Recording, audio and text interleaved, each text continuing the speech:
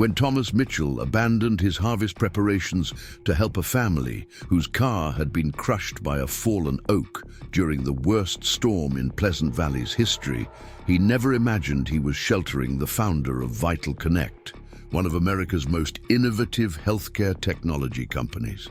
With his organic farm drowning in debt and foreclosure just weeks away, Tom awoke the next morning to the sound of a satellite phone call and discovered that Daniel Reynolds, the grateful tech mogul, had a proposal that would transform Oakridge Farm's uncertain future into something neither man could have envisioned alone. Before we jump back in, tell us where you're tuning in from, and if this story touches you, make sure you're subscribed, because tomorrow I've saved something extra. Special for you! The October sky hung heavy and threatening over Oakridge Farm as Thomas Mitchell surveyed his fields of organic heritage grains. At 45, Tom's face carried the permanent weathering of a man who measured his life by seasons, not quarters, or fiscal years. His hands, strong, calloused, and precise, methodically inspected the specialized harvesting equipment he'd painstakingly modified for his organic operation. Equipment that, like everything else on the century-old farm, required constant maintenance and increasingly scarce resources to keep running. "Come on, old girl," he murmured to the vintage combine harvester, patting its worn metal side. "Just one more good season. That's all we need." From the edge of the barnyard, Buddy, his Australian shepherd mix, barked once before trotting toward the gravel driveway, ears perked in alert curiosity. A moment later, Tom heard the familiar rumble of his sister Claire's sedan approaching. He straightened, wincing slightly as his back protested the sudden movement. 15 years of farming without adequate equipment upgrades had exacted a physical toll he was becoming increasingly unable to ignore. Claire Mitchell Davis emerged from her car, a department store shopping bag in one hand and a concerned expression on her face. At 41, she shared Tom's strong jawline and observant brown eyes, but her hands were smooth, her shoulders unburdened by the weight of continuing a family legacy. "Thought I'd find you tinkering with something," Claire called as she approached, her smile warm but tinged with worry. "Mark's got the science fair next week, so I thought I'd drop by on my way home from Cedar Rapids." Tom wiped his hands on a rag and managed a tired smile. "Coffee's still hot inside," he offered, gesturing toward the two-story farmhouse. The white clapboard structure had been built by their grandfather in 1937, its slightly sagging front porch and weathered exterior belying the meticulously maintained interior. Inside the kitchen, Tom poured coffee into two of the sturdy mugs his mother had collected over decades. The walls were lined with photographs documenting the Mitchell family history. Tom and Claire as children helping their father with the harvest, their mother proudly displaying her award-winning tomatoes, their grandparents standing beside the farm's first tractor. Most prominently displayed was a sepia-toned photograph of their grandfather, Samuel Mitchell, standing proudly in front of the newly built farmhouse, hope and determination etched on his young face. "How are the town preparations for the harvest festival coming along?" Tom asked, setting the mugs on the oak table that had served 3 generations of family meals. Claire wrapped her hands around the warm mug. "On schedule, though everyone's worried about this storm they're saying might hit tonight." She paused, studying her brother's face. "The kids were asking about you. Thought maybe you'd come for Sunday dinner next week. I'm making that apple crumble you like." Tom nodded, though they both knew he rarely left the farm these days. There was always too much to do, too many repairs, too little help. After his wife Rachel had left 4 years ago, unable to weather the financial uncertainty and isolation of rural Iowa, Tom had retreated further into the rhythm of farm work, finding solace in the predictability of the changing seasons, if not in the agricultural markets. "You didn't drive all this way to invite me to dinner," Tom said finally, recognizing the cautious concern in his sister's expression. Claire sighed, her teacher's directness emerging. Sarah Middleton saw Greg Wilson at the pharmacy yesterday. There's talk about your loan. Tom's jaw tightened. He'd hoped to have more time before word spread. Pleasant Valley was small, just under 4,000 people, and news, especially bad news about one of the county's oldest farming families, traveled with remarkable efficiency. My business with the bank is private, he said more sharply than intended. Not in Riverdale, it isn't, Claire countered. Tom, if you're in trouble again, I'm handling it, Tom cut her off, rising to stare out the window at his fields. The organic heritage grains he'd invested in 3 years ago, prairie red wheat, bloody butcher corn, and several other near-forgotten varieties, stood in neat rows. It had been a gamble, converting from conventional farming to organic, specializing in rare grains that commanded premium prices from artisanal bakeries and specialty flour mills.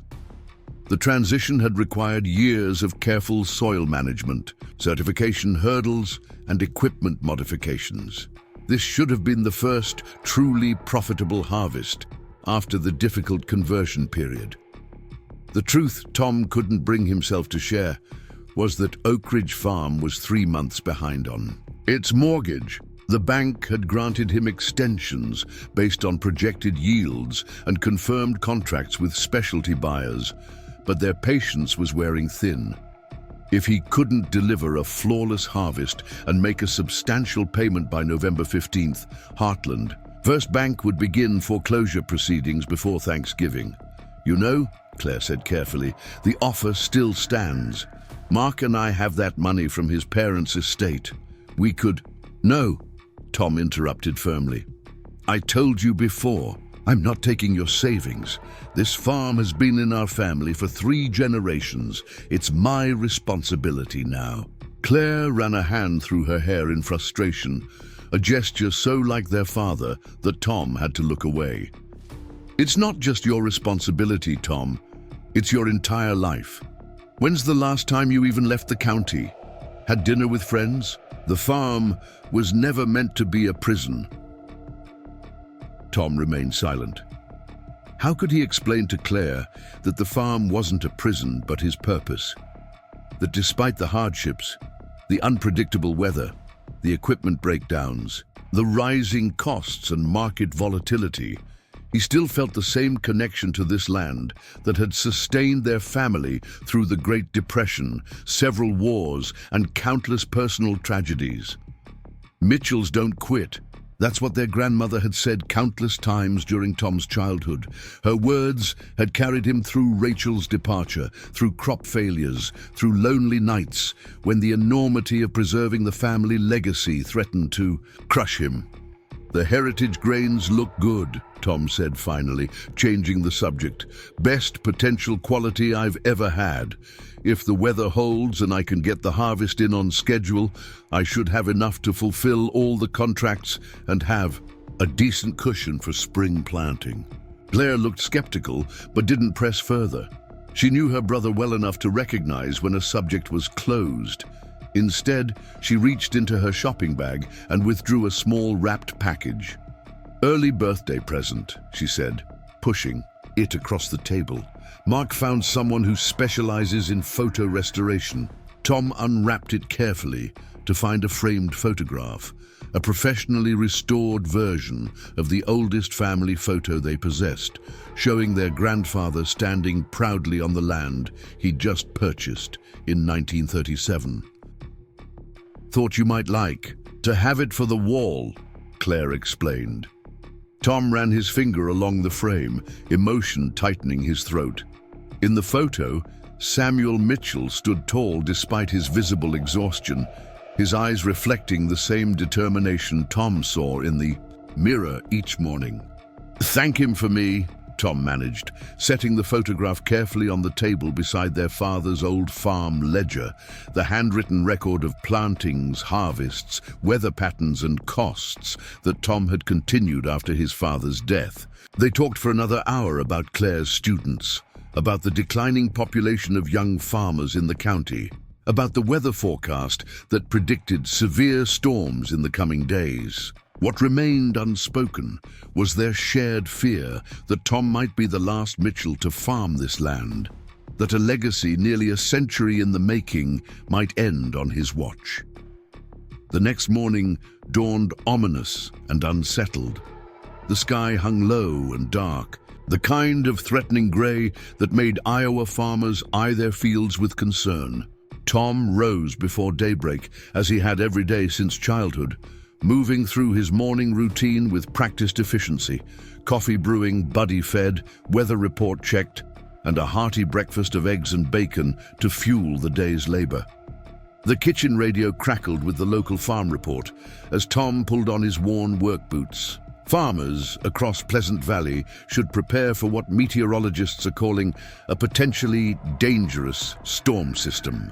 The National Weather Service has issued severe thunderstorm and tornado watches beginning this afternoon, with sustained high winds expected to continue through tomorrow. The Riverdale Emergency Management Office advises securing loose equipment and livestock. Preparing and narrating this story took us a lot of time, so if you are enjoying it, subscribe to our channel. It means a lot to us. Now back to the story. Tom frowned, moving to the kitchen window. The leaden sky confirmed every prediction of the coming storm, but he'd lived in Iowa long enough to know that weather forecasters often erred on the side of caution. Still, he couldn't take chances, not with his entire future riding on this harvest. He grabbed his leather-bound farm journal from the kitchen drawer, the latest in a series that stretched back to his grandfather's time. Each Mitchell man had kept meticulous records of plantings, harvests, weather patterns, and costs.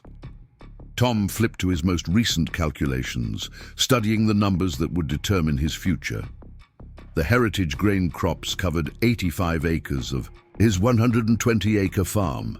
At current market prices, and with the premium contracts he'd secured with specialty flour mills and organic food distributors, he would clear enough to make the overdue mortgage payments with a cushion for spring planting, but only if he could harvest before any major weather event, only if the storm held off just a little longer, only if luck was finally on his side. The margins were razor thin, leaving no room for error or bad luck, both of which had been in abundant supply these past few years.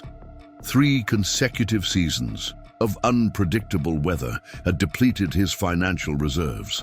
The unexpected breakdown of his aging grain dryer last fall had forced him to pay for outside processing at exorbitant rates. All the while, the bank's patience had worn thinner with each late payment and request for extension. Tom closed the journal decisively. If the storm was coming today, he needed to prepare immediately. Perhaps some protective measures could be implemented, covering certain sections, securing equipment, ensuring the barn and storage facilities were weathertight. Outside, Buddy bounded ahead of Tom as they made their way toward the grain fields, where the heritage varieties stood tall and promising in the strange pre-storm stillness. The morning air felt unusually heavy and oppressive, the calm before, the inevitable tempest. Tom walked the perimeter, stopping occasionally to examine the grains with experienced hands. "Almost there," he murmured, running his fingers along the heads of prairie red wheat. The crop wasn't quite ready. Another week would yield the perfect harvest, but he was cutting it close with the lone deadline. His cell phone rang, interrupting his thoughts. The screen showed Greg Wilson's name from Heartland First Bank, and Tom's stomach tightened. When the bank called this early, it was rarely good news. "Mr. Wilson," he answered, keeping his voice neutral. "Tom." The banker's tone was professionally cordial, but with an unmistakable edge of finality. "I've just come from the loan committee meeting. I wanted to call you personally before the official notice is sent." Tom stopped walking, his free hand instinctively gripping a nearby fence post. "What notice?" "I'm sorry, Tom." For the first time in their long acquaintance, Greg used his first name, a shift that signaled the conversation had moved beyond business.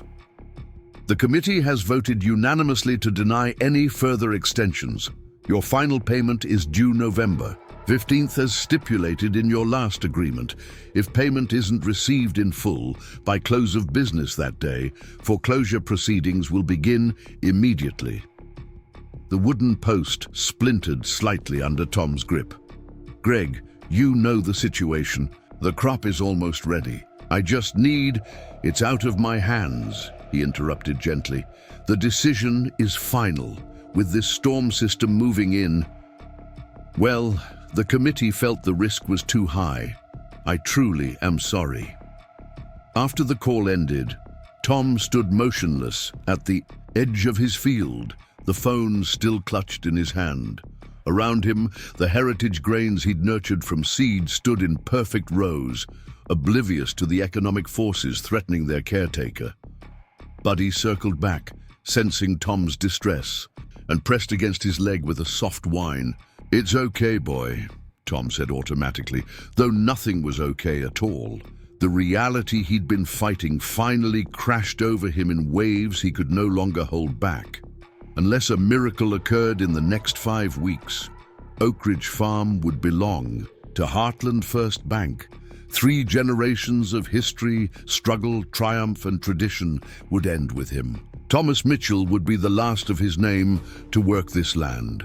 He looked around at the fields his family had tended for nearly a century, where his father had taught him to drive a tractor at age 8, where his grandfather had weathered the agricultural crisis of the 1980s by diversifying when others failed, where his great-grandfather had staked his claim and built a legacy from nothing but determination and sweat.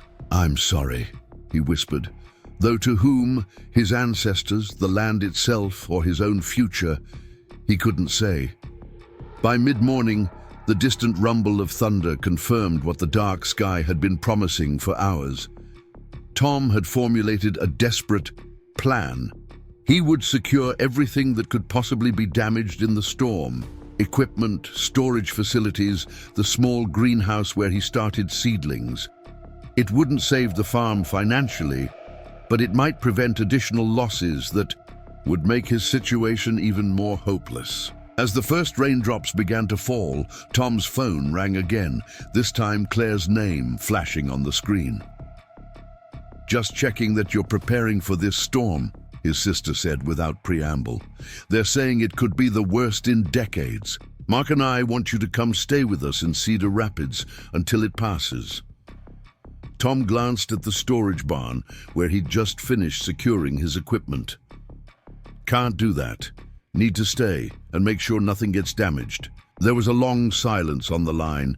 "Tom, the reports are saying potential tornadoes. It's not safe to be alone on the farm."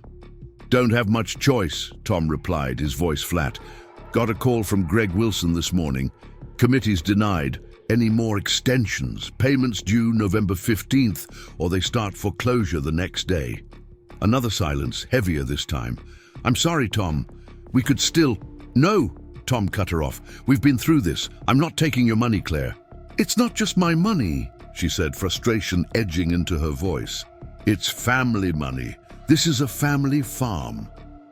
Tom sighed, rubbing his forehead where a tension headache was building. "It's my responsibility. Has been since Dad died. I took it on, and I'll see it through, whatever that means." "Stubbornness isn't going to save the farm," Claire said, her teacher's directness in full force. "Maybe not," Tom replied, "but it's all I've got left." He ended the call before his sister could respond, knowing he'd been harsh but unable to face Claire's concern or offers of help. Not today. By early afternoon, the storm had intensified. Rain hammered the farmhouse roof, driven by increasingly powerful winds. Lightning flashed with alarming frequency, followed by crashes of thunder that seemed to shake the very foundation of the old house. Buddy had retreated to his favorite spot under the kitchen table, the dog's natural instincts recognizing a danger. Tom was deliberately ignoring as he moved through the house, checking windows and doors to ensure everything was secure. He was just finishing when the weather radio issued a new alert. Tornado warning issued for Pleasant Valley and surrounding areas. National Weather Service Doppler radar has indicated rotation in thunderstorms approaching from the southwest. Take shelter immediately in a basement or interior room, away from windows. Tom glanced out the kitchen window toward the barn. The wind had already dislodged a section of the metal roofing, which now flapped dangerously. If it tore off completely, rain would pour into the storage area where he kept feed and some of the smaller equipment. Common sense told him to follow the warning and take shelter in the root cellar that had served as the farm's storm shelter for generations. But the thought of additional damage, of leaving his equipment unprotected, kept him rooted in place, calculating risks. That's when he heard it, faint but unmistakable over the howl of the storm. A car horn blaring repeatedly in the universal signal of distress. Tom turned toward the sound, peering through the curtain of rain. It seemed to be coming from the county road that ran along the western edge of his property, where it dipped through a low area that frequently flooded during heavy rains. Every survival instinct told Tom to ignore the sound, to focus on securing his own property. In these conditions, the road would be treacherous, possibly impassable. And what could he do anyway? His old truck wouldn't fare any better in floodwaters than whatever vehicle was already in trouble. But something deeper than self-preservation moved Tom toward the mudroom, where he grabbed his heavy rain gear and a powerful flashlight. His father's voice echoed in his memory. In farm country, where help might be an hour away even in good weather, looking out for your neighbors isn't charity, it's survival. "Stay, buddy," he commanded the dog, who looked relieved to have an excuse to remain under the kitchen table. "I'll be back soon." The journey to the road was brutal.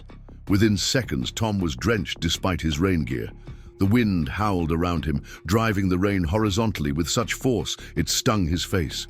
Visibility was reduced to mere feet ahead, and twice he nearly lost his orientation before spotting the fence line that would guide him to the road. When he finally reached the county highway, the scene confirmed his fears. The low section was completely flooded, with nearly 2 feet of water covering what should have been asphalt. In the middle of the flooded zone was a sleek SUV, definitely not a local vehicle, its headlights still on but engine clearly stalled. Through the rain-streaked windows, Tom could make out movement inside. Wading carefully into the water, testing each step before committing his weight, Tom approached the driver's side door. The water was already reaching the bottom of the door panels, and with each passing minute, the SUV seemed to settle slightly deeper as the roadbed beneath it softened. "Hello!" Tom shouted, pounding on the window. "Anyone hurt in there?" The window powered down a few inches, and a man's face appeared. Mid-40s, dark hair streaked with premature gray, wearing glasses with expensive-looking frames. "Thank God," the man said, relief evident in his voice. "We've been stuck here for 20 minutes. GPS routed us this way as a detour from the highway. It looked passable until suddenly it wasn't." "Are you all injured?" Tom asked, assessing the situation. The water was rising steadily, and the wind was picking up even more force. This wasn't just a stranded vehicle, it was rapidly becoming a life-threatening emergency. "No injuries," the man replied, "but my wife and children are getting scared. The car keeps making settling noises." Tom nodded grimly. "You need to get out now. The road is washing out underneath you. In another 15 minutes, this whole area could be impassable." "Daniel Reynolds," the man said, extending his hand. "Through the window gap. My wife, Sophia, and our kids, Lily and Noah, are in the back." Tom introduced himself quickly, then outlined a plan. The water wasn't dangerously deep yet, mid-thigh at its worst, but the current was strengthening, and the footing was increasingly uncertain. They would need to exit the vehicle carefully and make their way to higher ground before attempting the half-mile trek to the farmhouse. Daniel powered the windows down further, allowing Tom to help first the children. Lily, a small girl of about 8, and Noah, a solemn-faced boy around 11. Then Sophia, an elegant woman whose composure in the crisis impressed Tom. Finally, Daniel himself exited, carrying a small waterproof bag that he explained contained medications and essential documents. "What about our luggage?" Noah asked, looking back at the SUV as they waded toward the road embankment. "Leave it," Tom and Daniel said simultaneously. "Things can be replaced," Daniel added, placing a reassuring hand on his son's shoulder. "People, I can't." The walk back to the farmhouse was slow and difficult. Tom carried Lily on his back while leading the way. The girl was shivering despite the relative warmth of the rain, more from fear than cold. Daniel supported Sophia, who had twisted her ankle slightly climbing out of the SUV. Noah trudged alongside them, displaying a stoic determination that reminded Tom of his own nephew. As they approached the farmhouse, the wind suddenly intensified. Dramatically, a deep freight train roar filled the air, a sound every Midwesterner recognized with primal fear. "Get down!" Tom shouted, pointing toward a shallow irrigation ditch. "Everyone down now!" They dropped into the ditch, Tom covering Lily with his body, while Daniel did the same for Sophia and Noah. The roaring grew louder, and Tom risked a glance upward to see a funnel cloud passing less than half a mile to their east, heading directly toward his fields of heritage grain. There was nothing he could do but watch as his entire future was systematically demolished. The tornado, though relatively small, cut a path directly through the eastern section of his farm, the section containing his most valuable heritage wheat varieties. In less than a minute, months of work and his best hope for financial salvation were shredded and scattered across 3 counties. When the immediate danger had passed, they resumed their journey to the farmhouse in stunned silence. Even the Reynolds family, unfamiliar with the agricultural implications of what they'd witnessed, seemed to understand that they had just observed something devastating for their rescuer. By the time they reached the porch, all 5 were exhausted, soaked to the skin, and muddied from head to toe. Buddy greeted them with anxious barking, circling around them as they entered the relative safety of the house. "Let's get everyone dry first," Tom said, pushing aside his personal tragedy to focus on his guests' immediate needs. "Then we can figure out next steps." As the storm continued to rage outside, Tom provided towels, blankets, and the largest clothing he could find for his unexpected guests. Daniel and Sophia changed in the guest bedroom, the children in Tom's room, while he built a fire in the wood stove to warm the increasingly chilly house. The power had failed shortly after they arrived. Once everyone was somewhat dry and settled, around the kitchen table with mugs of hot chocolate heated on the wood stove, Daniel finally asked the question Tom had been dreading. "Your crops, what we saw out there, that was bad, wasn't it?" Tom nodded slowly, his expression carefully controlled. "That was about 40 acres of heritage prairie red wheat, my most valuable crop. The contracts for that grain alone were worth enough to..." He trailed off, unwilling to burden strangers with his financial problems. "To save your farm," Daniel finished quietly.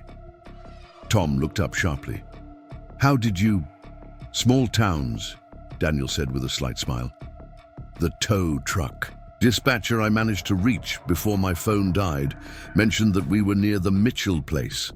Said you grew fancy grains and were having a rough stretch." Despite everything, Tom had to chuckle at the understated description of his dire financial situation. "That would be Hank at River City Towing. He's got a gift for understatement." Daniel was studying Tom with an intensity that made him slightly uncomfortable. There was something in the other man's demeanor, a quiet authority, an observant precision, that didn't quite fit Tom's initial impression of a lost city executive.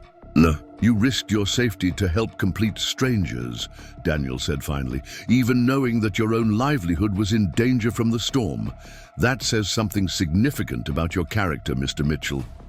Tom shrugged, embarrassed by the praise. "Anyone would have done the same." "No," Daniel said firmly, "not anyone would drive into a tornado to rescue strangers." Most people would have called 911 and waited for emergency services, which might not have reached us in time. There was something in Daniel's manner, a quiet authority, an articulate precision, that didn't match Tom's initial impression of a lost city driver. Now, in the warm light of the kitchen, Tom could see that Daniel's clothes, though soaked and muddied, were expensive and well-tailored. The watch on his wrist probably cost more than Tom's truck. "You said your name is Daniel Reynolds?" Tom asked, a memory stirring. Daniel smiled slightly. "Perhaps from the business section. I'm the founder and CEO of VitalConnect." Tom's eyes widened in recognition. VitalConnect was one of the fastest-growing healthcare technology companies in the country, specializing in remote patient monitoring systems and health data analytics. Even in his isolated corner of rural Iowa, Tom had read about their groundbreaking work in making advanced healthcare accessible in remote areas. "The healthcare tech company?" Tom asked, unable to hide his surprise. Daniel nodded. "We were in Des Moines for a medical technology conference. I was taking the kids on a detour through rural Iowa to show them some of America's heartland before flying back to Boston." He glanced ruefully at his children, now dozing by the fire. Not my brightest idea, as it turned out. Before Tom could respond, a loud crash from outside made them both jump. Tom rushed to the window to see one of the massive oak trees that lined his driveway, now fallen across his barn roof. The structure, containing his seed storage, specialized equipment for processing heritage grains, and the small mill he used for demonstration samples, was partially collapsed on one side. The sight hit him like a physical blow. That equipment, specialized and expensive, had represented his last hope of processing whatever grain might be salvaged after the storm. Now it would be damaged beyond repair, possibly unsalvageable. "Problem?" Daniel asked, noting Tom's stricken expression. Tom turned away from the window, composing his features. "Nothing that can be helped now," he said, his voice deliberately steady. "Storm's getting worse. We should settle in for a long night." "Ooh." As he moved around the kitchen, preparing more hot drinks and gathering supplies from his pantry, Tom was acutely aware that outside, his livelihood was being systematically destroyed. The fields he'd nurtured with such care would be ruined, his equipment damaged, and his storage compromised. By morning, the last slim chance he had of saving his family farm would be gone.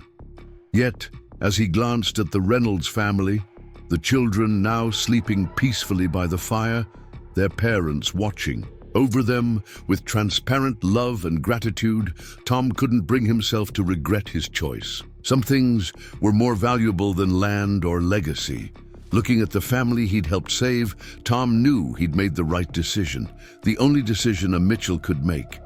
If you're moved by Tom's selfless rescue, hit that like button right now. Would you risk everything to save a stranger? Let us know in the comments below, and don't forget to subscribe. We share inspiring stories like this every week that remind us of the incredible strength of the human spirit. Now let's see what happened in the aftermath of that harrowing rescue. Night fell early, hastened by the storm's dark clouds. The old farmhouse creaked and groaned as wind battered its walls, but the sturdy structure built by Tom's grandfather stood firm against nature's onslaught. Inside, the warm glow of kerosene lamps illuminated the kitchen where Tom and Daniel sat at the oak table, the electricity having failed hours earlier. Sophia and the children had fallen into exhausted sleep in the living room, wrapped in quilts, with Buddy curled protectively at their feet. The Australian shepherd had taken an immediate liking to the children, seemingly appointing himself their guardian for the duration of their stay. "He's good with your kids," Tom observed, nodding toward Buddy as he poured another cup of coffee for Daniel. "Noah's always wanted a dog," Daniel replied, warming his hands around the mug. "Our condo association doesn't allow pets, and with my travel schedule..." He trailed off, his gaze lingering on his sleeping children. I keep telling myself we'll get a place with a yard someday, when things slow down." Tom nodded, recognizing the familiar refrain of deferred dreams. "Things never slow down unless you make them," he said, then immediately regretted the presumption. To his surprise, Daniel smiled ruefully.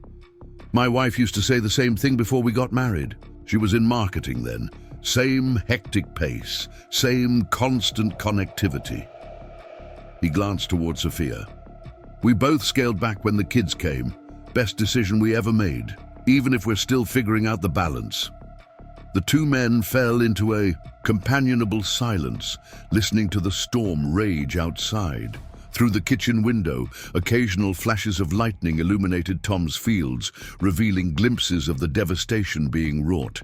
Each flash was like a knife to Tom's heart, but he kept his expression neutral, unwilling to burden his guests with his troubles. "Your farm," Daniel said suddenly, his gaze following Tom's to the window.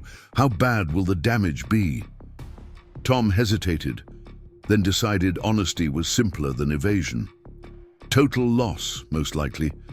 The heritage grains are delicate compared to conventional. Varieties, higher stalks, less storm-resistant. What isn't flattened by wind will likely be drowned in standing water or contaminated by cross-pollination, making it worthless for organic certification." "Insurance?" Daniel asked. Tom gave a short, humorless laugh. "Basic coverage for the buildings and equipment, not for crop loss from weather events. Premiums for specialty crops are prohibitive for operations my size." Daniel nodded thoughtfully, his expression revealing nothing. "And this was to be your main harvest for the year." "It was my last chance," Tom admitted, the weight of the situation finally finding voice. "Farm's been struggling for years. Smaller organic operations like mine can't compete with corporate agriculture on conventional crops, and the specialty market is still developing. Banks don't see us as viable investments." He stared into his coffee, surprised at how easily he was sharing details he'd kept hidden even from Claire. "I had until mid-November to make a payment or face foreclosure. Those heritage grains were my only shot." For a long moment, Daniel said nothing, his eyes studying Tom with an intensity that made him slightly uncomfortable. Finally, the CEO spoke, his voice quiet but clear even over the storm's fury. "You knew all this when you left your fields to help us," he said. It wasn't a question. Tom shrugged, embarrassed by the implied praise. "Your lives mattered more than grain." "Most people would say that," Daniel observed. "Few would actually live it when faced with losing everything." Before Tom could respond, his cell phone rang, startling them both as service had been spotty at best since the storm began. The screen showed Claire's name, and Tom answered quickly. "Tom, thank God." His sister's voice came through thick with relief. "We've been trying to reach you for hours. The news is showing catastrophic storm damage all through the county. Are you okay?" "I'm fine," Tom assured her. "Power's out, but the house is holding up. Got a couple of unexpected guests riding out the storm with me." He explained briefly about the rescue, downplaying the danger and his own role in it. Throughout the conversation, Daniel watched him with that same thoughtful expression, occasionally sipping his coffee. "The road to your place is completely underwater, according to the emergency alerts," Claire said, after expressing appropriate amazement at Tom's rescue story. "They're saying no travel until at least tomorrow afternoon. Will you be okay for supplies?" "We'll manage," Tom said, mentally inventorying his pantry. He had always kept a well-stocked emergency supply, a habit instilled by his father and grandfather. "How are things in Cedar Rapids?" "Some wind damage, but nothing catastrophic. Mark's school is being used as an emergency shelter." Claire paused, clearly hesitant to ask the question foremost in her mind. "Tom, your fields." Tom swallowed hard. Gone, Claire. All of it. The silence that followed was heavy with understanding. Finally, Claire spoke, her voice gentle but firm. We'll figure something out, Tom. The farm's been through hard times before. Yeah, Tom agreed, knowing that this time was different but unwilling to burden his sister further. Listen, battery's low, I should go. We'll talk tomorrow when the storm passes. After ending the call, Tom sat staring at the phone in his hand, the reality of his situation settling over him with crushing finality. 3 generations of Mitchells had weathered drought, pests, economic downturns, and personal tragedies to keep this land. Now on his watch, it would be lost, not due to any failure of character or effort, but simply because the economics of modern agriculture had made small family farms unsustainable. Your sister? Daniel asked, breaking into Tom's thoughts. Tom nodded. Worried about me, about the farm. He set the phone down, forcing himself back to the present moment and his responsibilities as a host. Should check on your wife and kids, make sure they're comfortable for the night. Daniel allowed the change of subject, following Tom into the living room, where Sophia and the children slept peacefully, despite the storm's continued rage. Buddy raised his head as they entered, then settled back down at Noah's feet, clearly taking his guardian role seriously. They're resilient, Tom said, as Daniel adjusted a blanket over Lily's shoulders. Daniel nodded, gently brushing a strand of hair from his daughter's forehead. Kids bounce back faster than adults do. It's their superpower. He glanced at Tom. Sometimes I think they understand better than we do what truly matters. The simple truth of this observation struck Tom deeply. He thought of how he'd clung to the farm, even as it slowly pulled him under, how he'd isolated himself with his grief and pride, rejecting Claire's offers of help and connection. I'll make up the guest room for you and your wife, Tom said suddenly, needing a moment alone to process the day's events and revelations. The kids seemed comfortable enough here with Buddy standing guard. In the guest bedroom that had once belonged to his parents, Tom changed the sheets and found extra blankets, his mind churning with thoughts of the past and uncertain future. The family photos on the dresser seemed to watch him, his grandfather and father in their prime standing proudly before bountiful harvests, his mother in her garden, Tom himself as a boy learning to drive the tractor under his father's watchful eye. I tried, he whispered to those frozen faces. I really tried.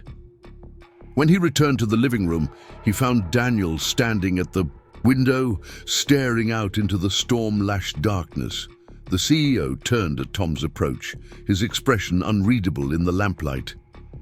Room's ready when you want it, Tom said. Not fancy, but dry and warm. Daniel nodded his thanks, but made no move toward the bedroom. Instead, he asked a question that caught Tom completely off guard. Have you considered alternative uses for your land beyond traditional grain farming? Tom blinked, surprised by the sudden shift to business. Such as? VitalConnect has been developing a project called Health Harvest, a network of partner farms that grow specific botanicals used in pharmaceutical research and development. Plants with compounds that show promise for everything, from anti-inflammatory medications to cardiac treatments. Daniel spoke with increasing animation, his entrepreneurial passion evident despite his exhaustion. We need cultivation partners who understand organic methods, soil management, and meticulous record keeping. Ideally, farms with established infrastructure and experienced operators who can adapt to new crops without the learning curve of complete beginners. Tom listened with growing confusion, uncertain why Daniel was sharing this information. Sounds like something that would interest the big corporate operations. Daniel shook his head emphatically. That's exactly what we don't want. Corporate farms are too rigid, too focused on maximization and standardization. We need partners who understand nuance, who can observe subtle changes in plant development, who will call us when something looks different rather than just plowing it under and moving on. He fixed Tom with an intent gaze. Farmers exactly, like you. A flicker of something, not quite hope, but perhaps its distant cousin, stirred in Tom's chest. He quickly suppressed it, wary of misunderstanding or reading too much into casual conversation. "My farm won't be mine much longer," he reminded Daniel. "Foreclosure is set for mid-November, and after tonight, there's nothing left to sell or bargain with." "Perhaps," Daniel acknowledged, "or perhaps there's another possibility we could discuss when we're both less exhausted and my family isn't sleeping 10 feet away." He smiled slightly, extending his hand to Tom. "For now, I'll just say thank you again for our lives and good night." Tom shook Daniel's hand, noting the firm grip and direct eye contact. His father had always said you could judge a man's character by these simple metrics. "Good night," he replied. "We'll see what morning brings." As Daniel headed to the guest room, Tom settled into his father's old recliner near the sofa where the Reynolds children slept. Buddy readjusted his position at their feet, looking up at Tom with what seemed like canine approval. "Don't get too attached," Tom murmured to the dog. "They'll be gone as soon as the road's clear." Outside, the storm continued its assault, but its fury seemed to be lessening slightly.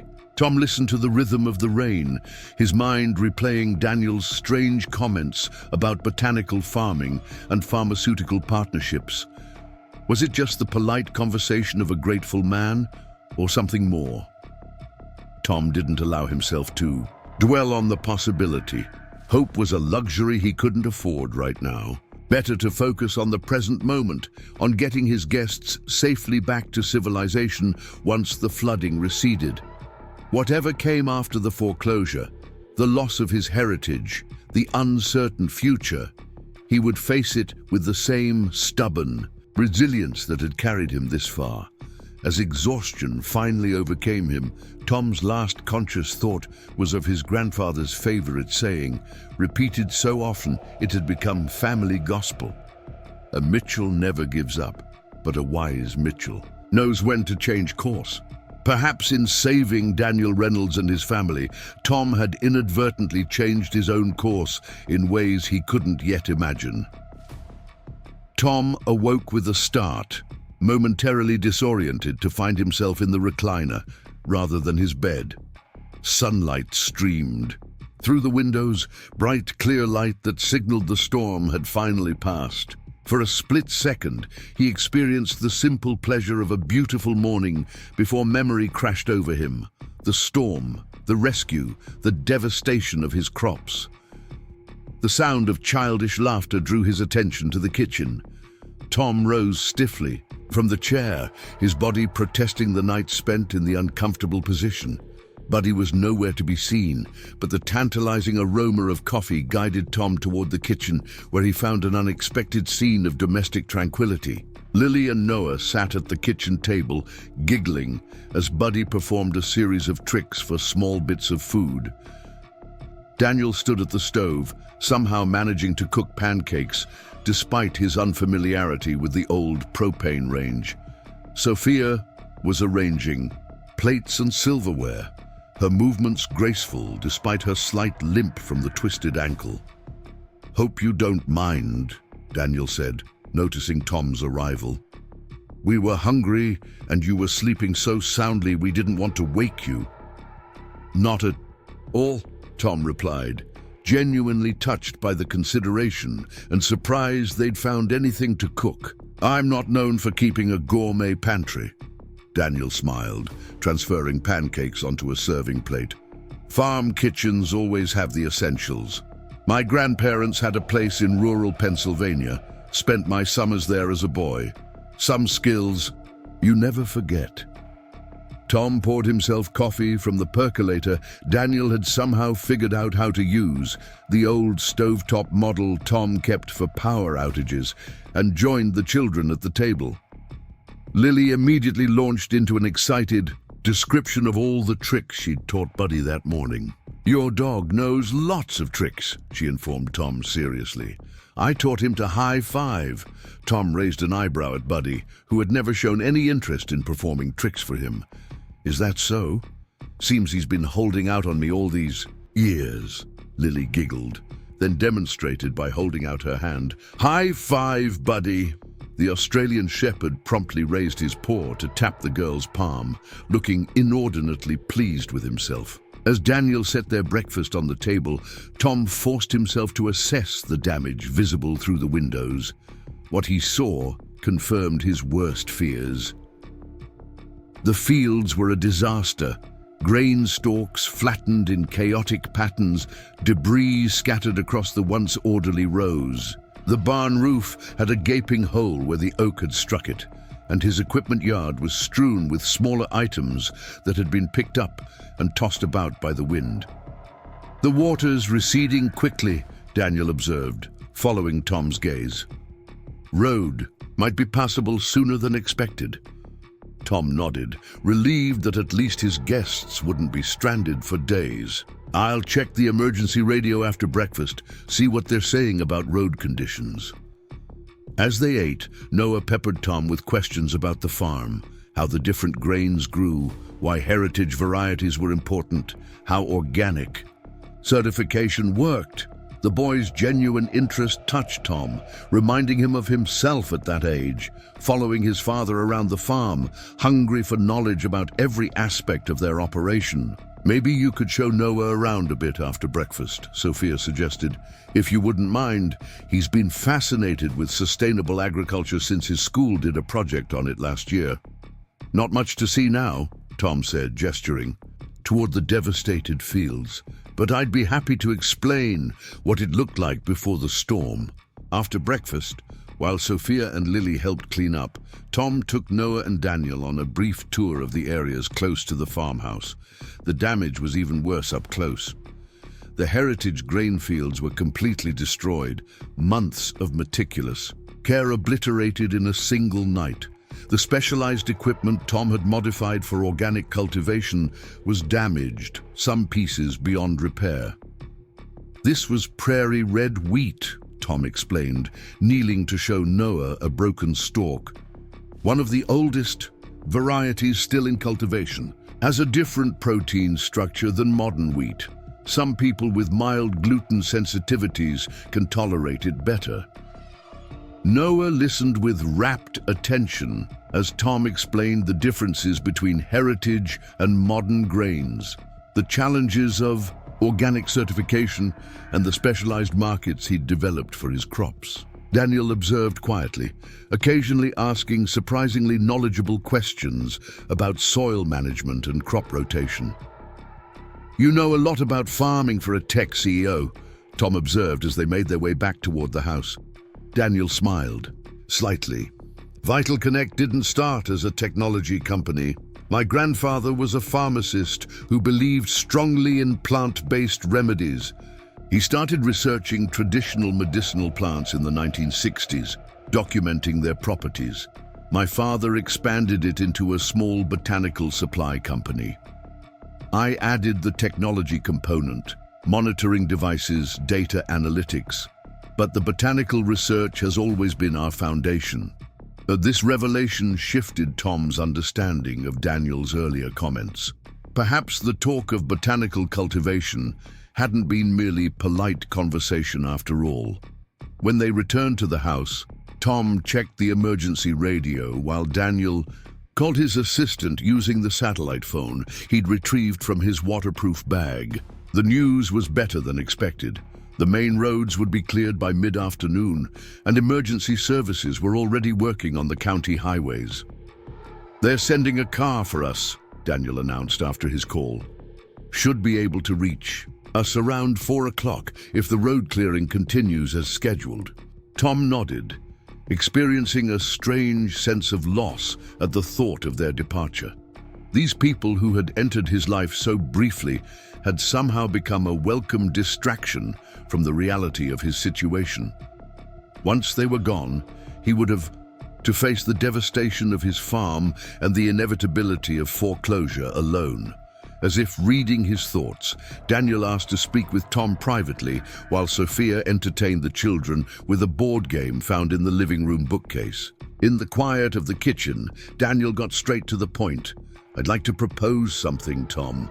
A business opportunity, not charity." Tom stiffened slightly, his pride immediately on alert. "I appreciate the thought, but hear me out." Daniel interrupted gently. "What I mentioned last night, the Health Harvest Project, it's very real. VitalConnect has been searching for the right partner farms for nearly a year. We need about a dozen specialized cultivation sites across different climate zones. Your farm, its size, location, soil composition, and your experience with organic methods would be perfect for our Midwest cultivation needs." Tom studied Daniel's expression, looking for signs of pity or patronizing, but found only genuine business interest. What exactly would this involve? Daniel outlined the proposal. VitalConnect would provide immediate funding to prevent foreclosure, followed by a 5-year contract for the cultivation of specific medicinal botanicals. Tom would retain ownership of the land, but commit a portion of his acreage to growing plants according to VitalConnect's protocols. The company would provide all necessary specialized equipment, seeds, and training. Tom would receive a base payment, plus a percentage of the value of successful harvests. The potential income is significantly higher than conventional or even specialty grain farming, Daniel explained. These botanicals are worth far more per acre than wheat or corn. Some of the compounds we're researching have shown remarkable promise for treating conditions that currently have limited options. Tom's mind raced with questions and calculations. "Why me? Why this farm? You've known me for less than 24 hours?" Daniel's expression softened. "Because yesterday, when faced with losing everything you've worked for, you didn't hesitate to risk your safety for complete strangers. That says something about your character, something rare and valuable in my experience. People who operate from that core of integrity make the best partners." Before Tom could respond, the satellite phone rang. Daniel answered briefly, then turned back to Tom. "That's our driver. Road clearing is ahead of schedule. They'll be here within the hour." Tom nodded, his mind still processing Daniel's unexpected proposal. "I'll help your family gather their things." The preparations for departure were quick but emotional. Lily was particularly distressed about leaving Buddy, who had clearly become attached to the children as well. The Australian shepherd seemed to sense the impending separation, staying unusually close to the girl as she gathered her few belongings. "Maybe we can visit someday?" Lily asked Tom, her eyes wide with hope. Tom glanced at Daniel, uncertain how to respond to a promise that might never be fulfilled. "I think that's very possible," Daniel said, placing a hand on his daughter's shoulder. "In fact, if all goes well, we might be seeing a lot more of Mr. Mitchell and Buddy in the future." As they waited for the car, Daniel handed Tom a business card and a small device about the size of a smartphone. "This is a secure satellite communicator. Works anywhere, doesn't rely on cell networks. I'd like you to think about my proposal and call me when you're ready to discuss details. No pressure, but the offer has a time limit. We need to finalize our cultivation partnerships within the next month." Tom accepted the card and device, still conflicted, but increasingly intrigued by the possibility Daniel had presented. "I'll think about it," he said simply. The sound of a vehicle approaching ended their conversation.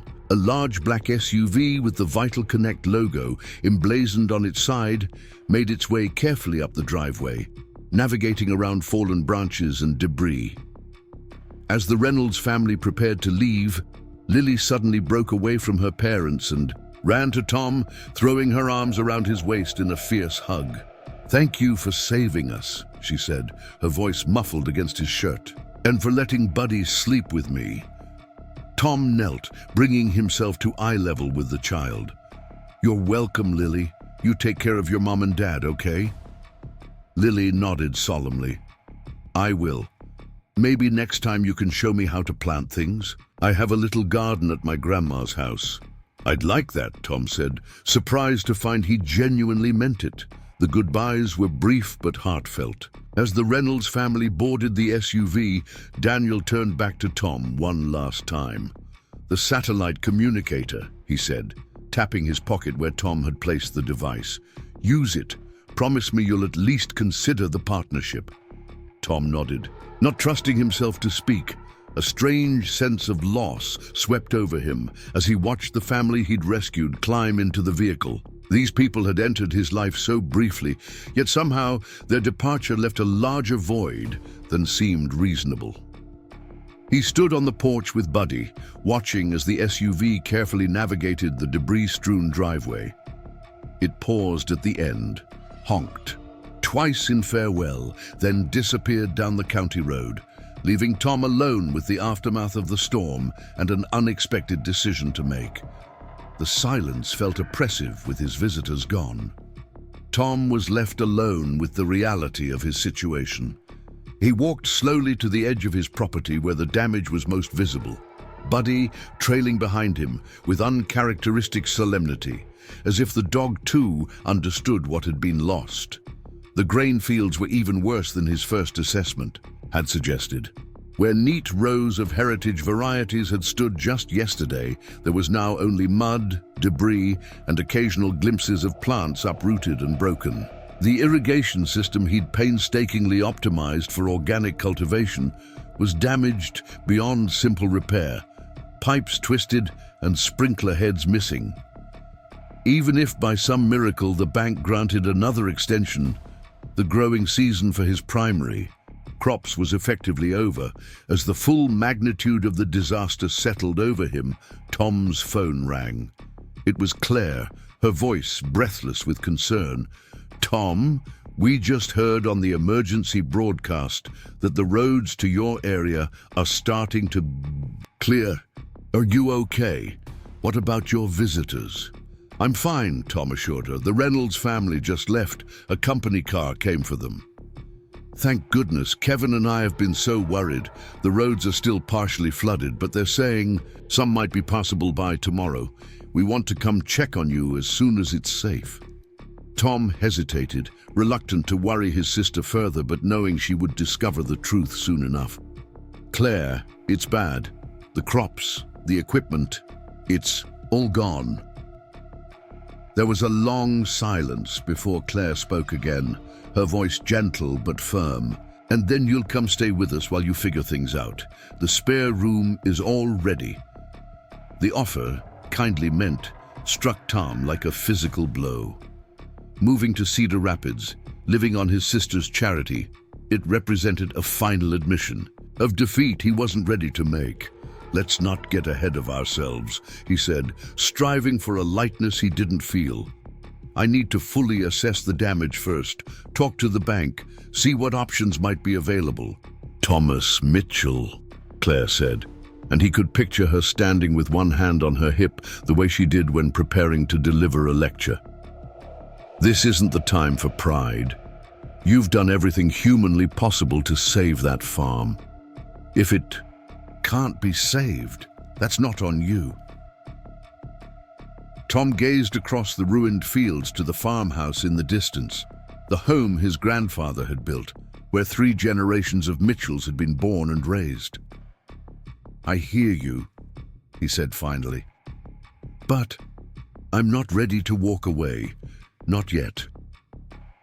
After ending the call with promises to keep Claire updated, Tom made his way back to the house. Buddy trotted ahead, seemingly eager to leave behind the mud and destruction for the familiar comfort of the farmhouse. Tom paused on the porch, struck by a sudden memory of his father standing in this exact spot after a particularly devastating hailstorm that had destroyed an entire corn crop. "Nature can take it all away in an hour," his father had said, "but the land remains. As long as we have the land, we have a future." Tom wondered if his father would still believe that in today's agricultural economy, where small farmers were being squeezed out by massive corporate operations and unpredictable weather patterns, made traditional farming increasingly precarious. The land might remain, but its value, at least as a traditional family farm, seemed increasingly questionable. Inside, Tom found himself drawn to the kitchen table where Daniel had left his business card. He studied it closely for the first time. Expensive cardstock, understated design, the VitalConnect logo in subtle green and blue. Daniel Reynolds, founder and CEO, with direct contact information. Nothing flashy or ostentatious, yet it somehow conveyed the substantial resources behind it. Tom set the card aside and pulled out his leather-bound farm journal, turning to the financial calculations he'd made just days ago. The numbers stared back at him, stark and unforgiving.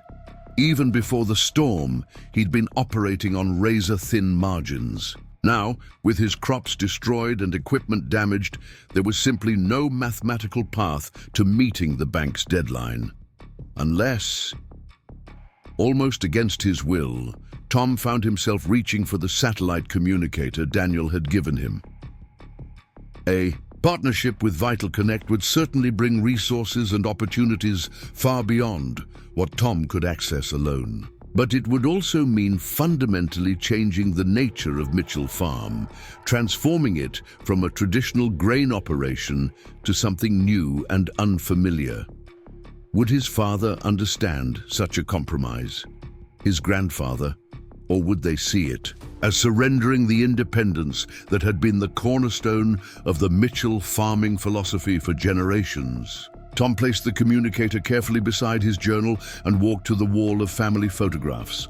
His ancestors looked back at him from their frozen moments in time, proud, determined, unflinching in the face of challenges. But they had adapted too, his grandfather switching from conventional to organic methods when market opportunities emerged. His father embracing new grain varieties when traditional ones faltered. Mitchells don't quit, his grandmother always said, but she had also taught him that survival sometimes required change, adaptability, and the courage to try new approaches. As the sun began its descent toward the western horizon, Tom Mitchell stood at a crossroads of past and future, tradition and innovation, pride and pragmatism. The farm as he knew it might be lost, but perhaps, just perhaps, something new could rise from the storm's destruction, something that would honor the Mitchell legacy while securing its future in a changing world. The satellite communicator seemed to take on weight far beyond its plastic and circuitry, representing a choice Tom had never anticipated making. He picked it up, turning it over in his hands, not yet ready to activate it, but acknowledging the possibility it represented. For now, there was work to be done, damage to assess, debris to clear, a path forward to discover one step at a time. With Buddy at his heels, Tom headed back outside to begin the long process of salvaging what could be saved from the storm's destruction. The Reynolds family was now miles away, yet somehow Tom sensed that their departure was not the end of the story, but merely the closing of one chapter and the tentative beginning of another. The days following the Reynolds' departure passed in a blur of exhausting labor and mounting despair. By the second day, Tom had fully assessed the catastrophic damage to his farm, and what he found exceeded even his worst expectations. Nearly 75% of his heritage grain crops were completely destroyed. Fields that had been meticulously cultivated, intended for months, were now barren mud pits, or worse, covered in debris carried by the high winds. His specialized grain processing equipment, painstakingly modified for heritage varieties, was damaged beyond simple repair. The barn roof would need extensive reconstruction before it could safely shelter anything again. The organic certification, paperwork he'd spent years completing, was soaked and partially destroyed when water leaked into his office. Tom worked from dawn until dusk each day, clearing what debris he could by hand, salvaging the few tools and equipment parts that might still be useful. Each night, he collapsed into bed physically exhausted but mentally alert, his thoughts racing with calculations and scenarios that always ended at the same impossible conclusion. There was no way to save Mitchell Farm in its current form. On the third day, the roads to town were finally cleared enough for regular travel. Tom drove his old pickup into Riverdale for supplies. The small town had suffered its own damage from the storm, though not as severely as the outlying farms.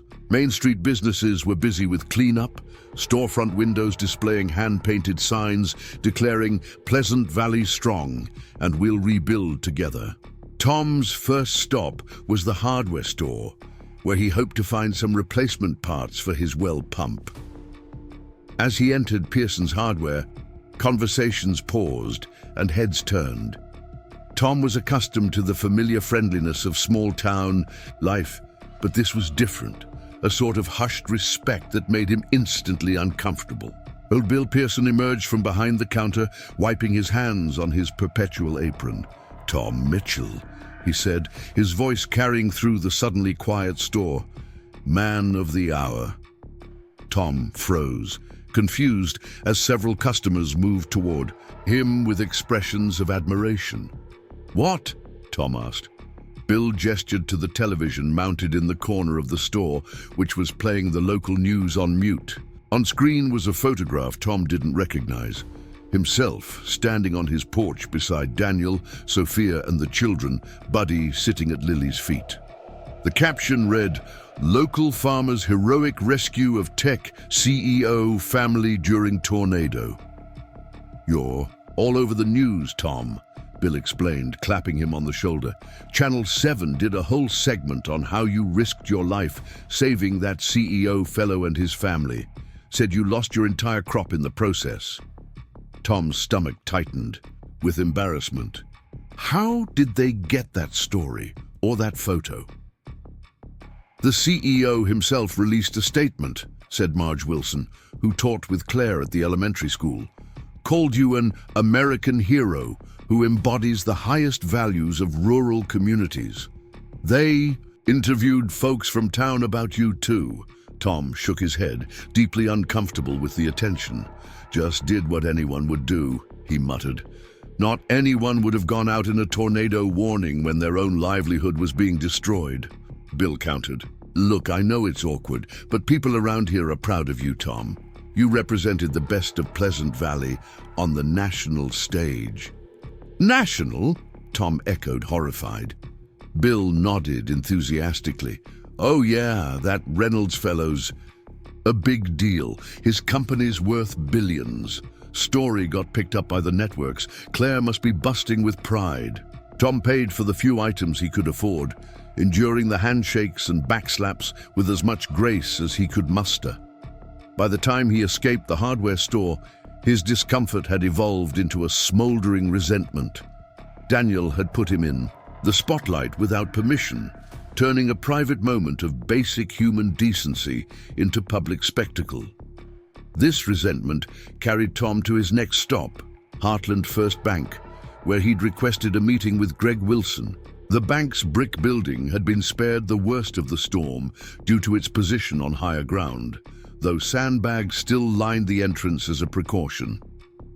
Inside, Tom was ushered immediately into Greg's office, another departure from the usual protocol that suggested his newfound celebrity was already affecting how people treated him. "Tom," Greg greeted him, standing to shake his hand with unusual warmth. "How are you holding up? I saw the news. What you did was extraordinary." Tom took a seat, determined to keep the conversation professional despite Greg's familiarity. "My farm is destroyed," he said bluntly. "Crops gone, equipment damaged, barn compromised. I'm here to discuss realistic options before the foreclosure deadline." Greg's expression shifted from admiration to discomfort. "Yes, of course." He shuffled papers on his desk, clearly gathering his thoughts. "Tom, in light of the circumstances, both the natural disaster and your heroic actions, the loan committee has authorized me to offer a 120-day extension on your payment deadline." Tom blinked, caught off guard. 4 months? It's the most we can do within regulatory guidelines, Greg explained. The storm has affected many of our agricultural clients, and the board felt it was appropriate to offer some breathing room. An extra 4 months, not salvation, but a reprieve. Time to... what? The fundamental equation hadn't changed. The growing season was lost, the equipment still damaged, the farm still unable to generate income until at least next year. I appreciate the gesture, Tom said finally, because some response was expected. But I'm trying to be realistic here. Greg, even with 4 extra months, I don't see a path to making the payment. The farm can't generate income from nothing. Greg looked genuinely pained. I understand, Tom, and if there was more we could do. He trailed off, then leaned forward with an expression of cautious hope. Actually, there might be something. Have you considered reaching out to Mr. Reynolds directly? From what I've seen in the news, he seems extremely grateful for what you did. A man in his position might have connections, resources. No, Tom interrupted firmly, his earlier resentment flaring anew. I'm not looking for charity, especially not from someone who put me on display without asking. Greg raised his hands in a placating gesture. Just a thought. But Tom, there's no shame in accepting help when it's offered freely. Your family has been a pillar of this community for generations. People want to see Mitchell Farms survive. Tom left the bank with the 120-day extension paperwork and a leaden feeling in his chest. The extra time was meaningless without a viable plan, and his pride rebelled at the thought of becoming an object of charity, the struggling farmer saved by the benevolent CEO he'd rescued. It felt too much like the plot of a Hallmark movie, not the reality of modern agriculture. By the time Tom returned to the farm that afternoon, his internal conflict had only deepened. Claire called, bursting with excitement about his newfound fame and the possibilities it might create. Tom cut the conversation short, unable to articulate why the situation made him so deeply uncomfortable.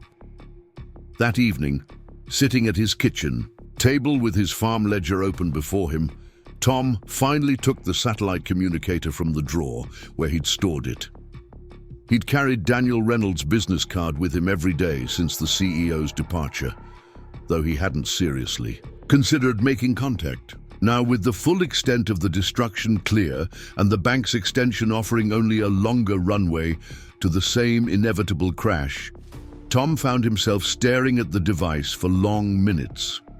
A partnership with VitalConnect, growing medicinal botanicals instead of heritage grains, a corporate connection rather than independent production, a way to keep the land, if not the exact operation his ancestors had built. Tom's finger hovered over the power button, pride wrestling with pragmatism. Before he could decide, his phone chimed with a text message alert. It was from an unknown number, but the content made the sender immediately clear. Tom, this is Daniel Reynolds. Hope you're well. Lily asks about Buddy Daly, just checking in to see if you've had a chance to consider our conversation about the Health Harvest Partnership. No pressure, but our cultivation team has completed some preliminary research on your soil conditions that looks very promising. Happy to discuss whenever you're ready. The casual, friendly tone somehow made Tom's resistance stronger. It felt too convenient, too much like Daniel was swooping in to save the day, now that Tom's plight was public knowledge. The fact that VitalConnect had clearly researched his farm's soil conditions without permission only heightened Tom's unease. He set the phone aside without responding, instead turning to the family Bible that contained records of Mitchell harvests stretching back decades. Tom flipped through the pages reverently, noting his grandfather's precise handwriting, giving way to his father's more flowing script, and finally his own entries documenting the farm's recent struggles. The Bible represented continuity, tradition, the unbroken line of Mitchell stewardship. Yet as Tom studied the entries more closely, he noticed something he'd overlooked before. Each generation had faced moments of profound change. His grandfather's decision to purchase the neighboring 40 acres in 1962, despite community skepticism. His father's controversial switch to organic methods in the 1990s, when conventional farming was still the accepted norm in Pleasant Valley.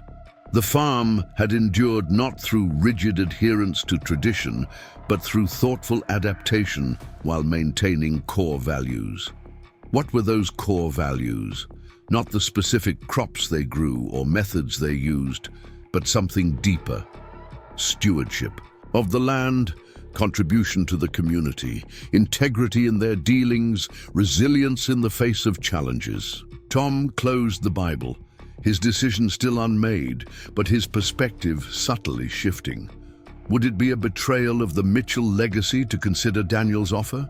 Or might it actually be consistent with how previous generations had adapted to changing circumstances?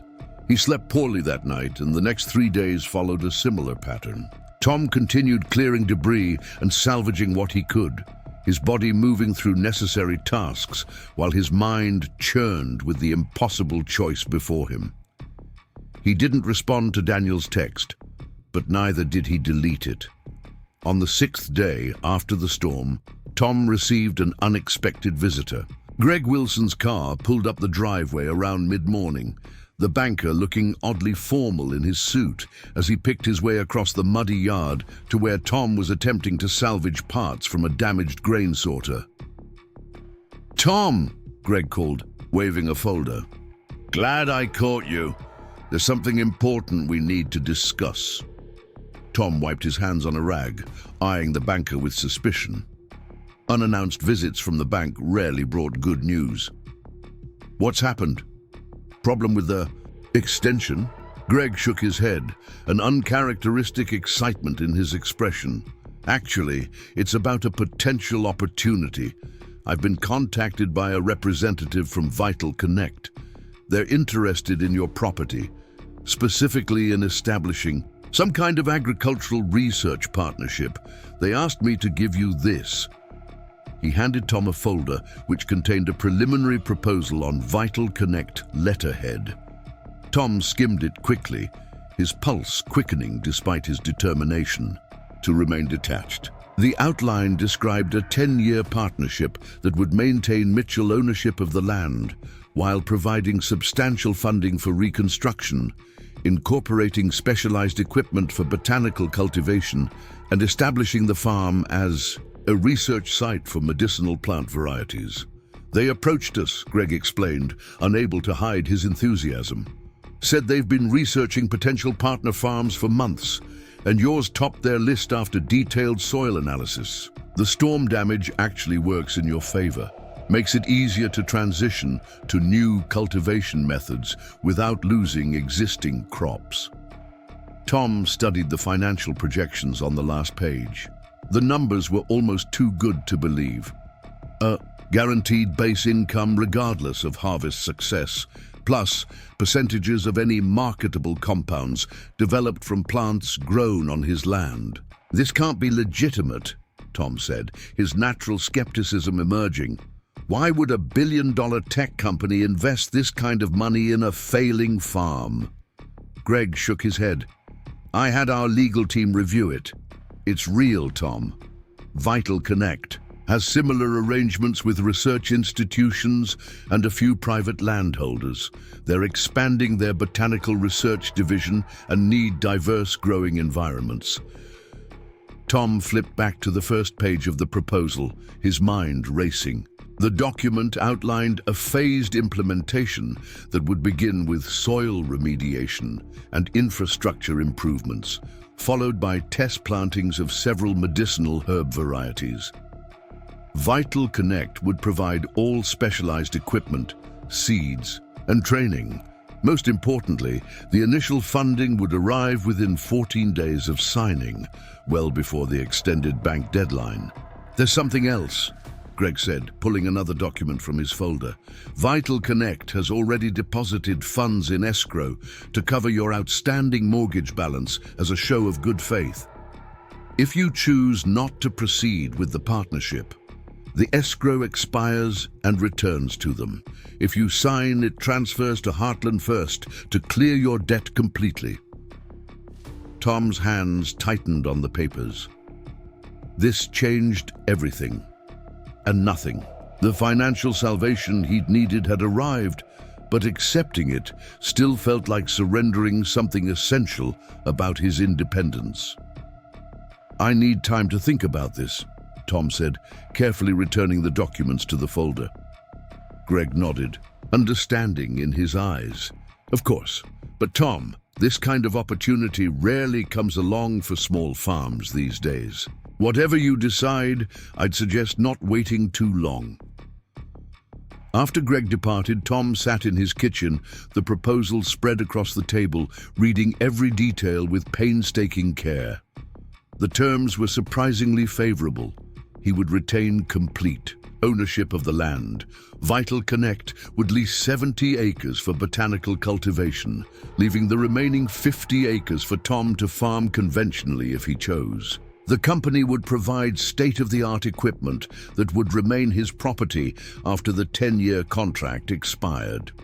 Most intriguingly, the proposal emphasized that Tom's agricultural expertise would be an integral part of the research process. He wouldn't be merely providing land, but would be an active partner in developing cultivation methods for these specialized plants.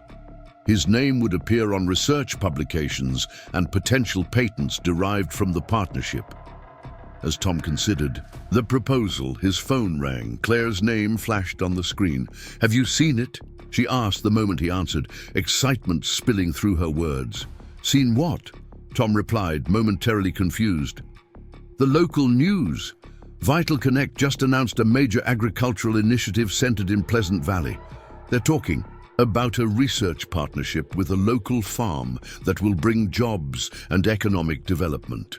They didn't name you specifically, but everyone's talking about it being Mitchell Farm." Tom's unease deepened. Events were moving too quickly, spiraling beyond his control. "Greg Wilson just left, brought me the proposal." "And," Claire pressed, "what are you going to do?" "I don't know yet," Tom admitted. "It's a lot to process. Could solve the financial problems, but it would change everything about how we've always operated." "Sometimes change is necessary for survival," Claire said gently. "Dad understood that when he went organic. Grandpa understood it when he added livestock during the agricultural crisis." "This is different," Tom insisted. "This is corporate involvement." "Is it, though?" Claire challenged. "You'd still own the land, still be making the daily decisions. From what I've heard, you'd be growing plants that help create medicine. That's hardly selling out the family legacy." Tom couldn't argue with her logic, yet something still held him back. "I need time to think," he said finally. "Don't think too long," Claire advised. "This sounds like exactly the lifeline you've been needing." After hanging up, Tom wandered outside, Buddy following at his heels. The farm looked different today, the devastation somehow less overwhelming as he mentally reimagined the fields with rows of different plants. In the west field, maybe echinacea and valerian. The south acreage, with its slightly different soil. Composition might be perfect for some of the more exotic botanicals mentioned in the proposal.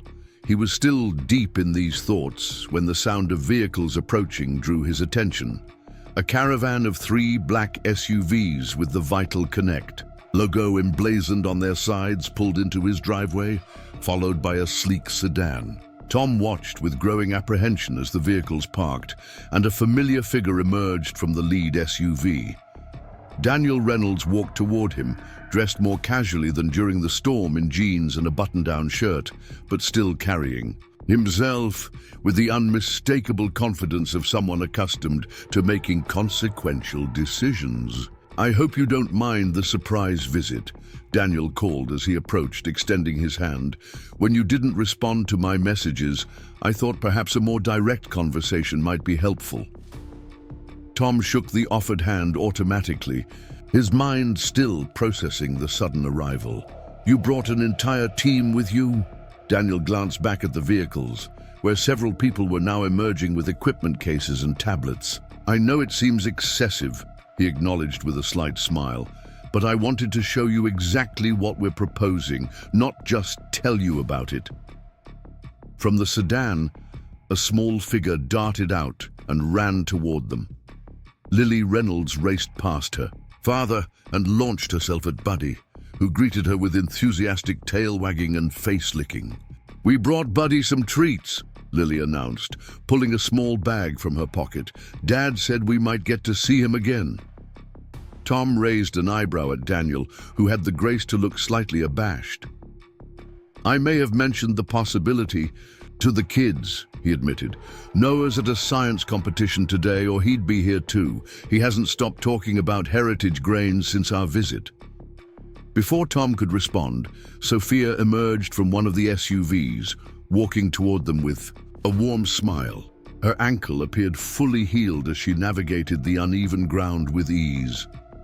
"It's good to see you again, Tom," she said, genuine warmth in her voice. "Your home looks even more beautiful in the sunlight." Tom found himself accepting these unexpected visitors with less resistance than he'd anticipated.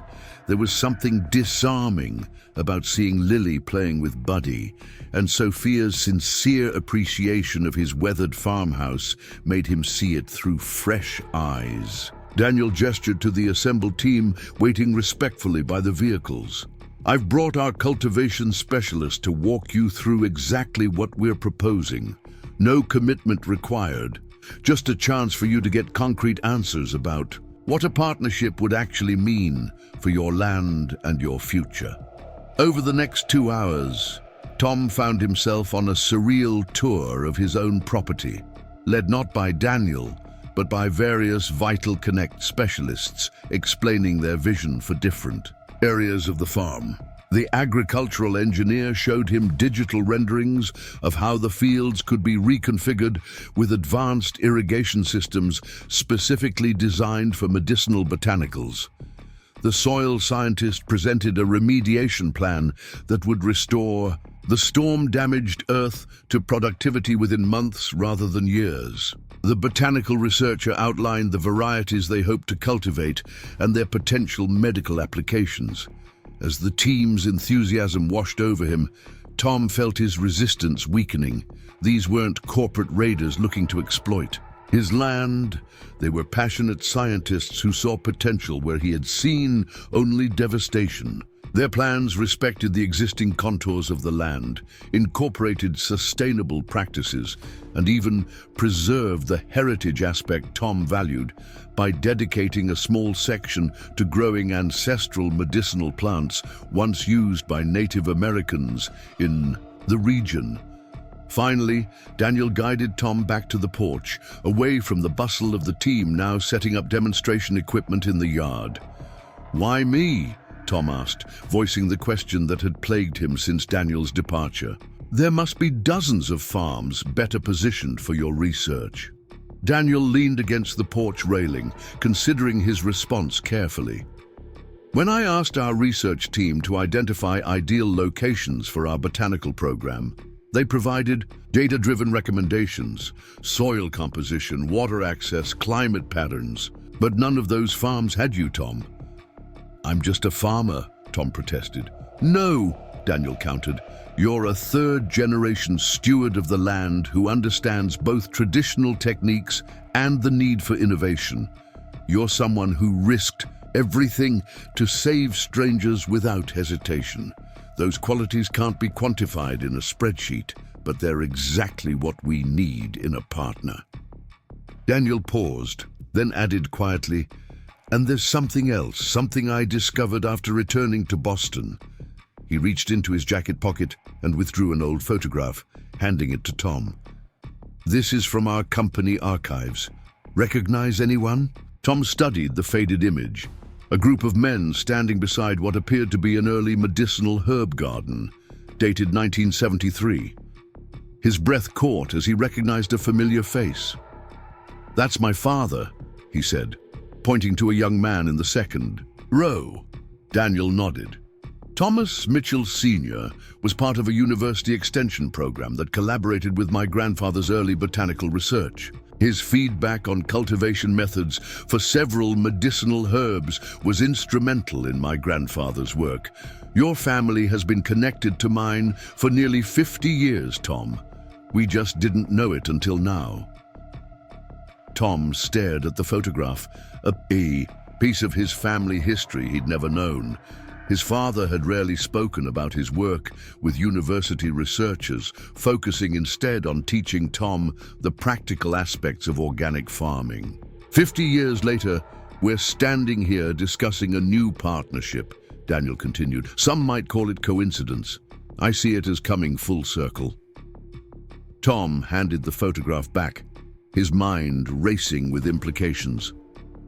The connection is remarkable, but you're worried about losing your independence, Daniel finished for him, about compromising the Mitchell legacy. Tom nodded, surprised at how accurately Daniel had read his concerns. That's why our proposal explicitly maintains your ownership and operational control, Daniel explained. We're not buying your farm, Tom. We're investing in a partnership where both parties bring valuable assets to the table. You bring generations of agricultural knowledge and a perfect testing ground. We bring technology and capital. Together, we create something neither could achieve alone. Tom looked out over his property, now bustling with VitalConnect personnel. In the failing autumn light, he could almost see the ghosts of his ancestors walking these same fields. His father checking organic certification paperwork, his grandfather inspecting crops, his great-grandfather turning the first soil. The legacy of Mitchell Farm isn't in growing the same crops the same way forever, Daniel said softly, following Tom's gaze. It's in the continuity of stewardship, in caring for this land so it can support generations to come. As Tom considered these words, Claire's car pulled into the driveway. She emerged, staring wide-eyed at the convoy of vehicles and the activity around the farm. When she spotted Tom on the porch with Daniel, she hurried toward them. "Tom, what's all this?" she asked, confusion and hope mingling in her expression. "Potentially the future," Tom replied, making his decision in that moment. He extended his hand to Daniel. "I'm willing to explore this partnership, provided I maintain final say on land usage and we prioritize sustainable practices." Daniel's smile was genuine as he shook Tom's hand firmly. "Those conditions are already built into our proposal. Mitchell Farm will lead the way in showing how traditional family farms can thrive through innovation and adaptation." Claire looked between them, comprehension dawning. "You're saving the farm?" "No," Tom answered, a weight lifting from his shoulders as he spoke. "We're transforming it. The Mitchells have always adapted to survive. This is just the next evolution." As darkness settled over the property, the VitalConnect team set up powerful lights, illuminating the farmyard. Under their glow, Tom, Daniel, and Claire began discussing specifics, the first steps in a partnership that would not only save Mitchell Farm, but reinvent it for a new era. From his spot on the porch, Buddy watched the proceedings with canine contentment, Lily curled up beside him. Perhaps the dog sensed what the humans already knew, that sometimes rescue comes in unexpected forms, and the greatest acts of courage aren't dramatic interventions during storms, but the willingness to embrace change while honoring tradition. 6 months later, Mitchell Farm bore little resemblance to the storm-ravaged property of the previous autumn. The damaged barn had been rebuilt with an expanded second floor that now housed a state-of-the-art laboratory where botanical samples could be processed and documented.